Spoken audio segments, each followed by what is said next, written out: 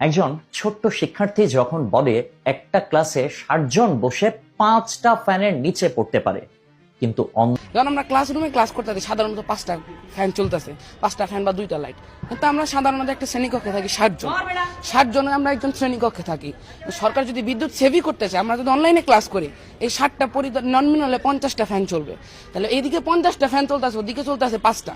তাহলে আপনার কোনটা বেশি সাশ্রয় মনে হয়? আপনার দুই দিক দিয়ে তো চিন্তা করে দেখতে হবে।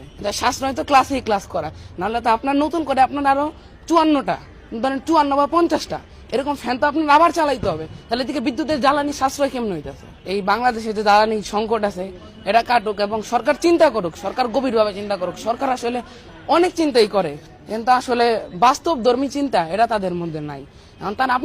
আপনি দেখেন, আপনি যদি বাসায় ক্লাস হয় তাহলে আপনার ফ্যান, আপনার বিদ্যুৎ অপচয় বেশি হবে, যেটা ক্লাসে করলে আরো কম হচ্ছে। এবার যে আমরা ইন্টারনেটের জন্যই করতেছি, প্রত্যেক দিক দিয়ে তো অপচয়। তাহলে এটা আপনার বিদ্যুৎ জ্বালানি সাশ্রয় হইতেছে কেমনে? বর্তমান যুগে মোবাইল গেমস আর ডিজিটাল ডিভাইসের প্রতি আসক্তি এরা মানুষের অনেক বেশি।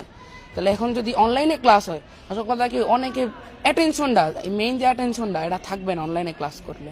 অনলাইনে ক্লাস করলে অ্যাটেনশনটা এদিক থেকে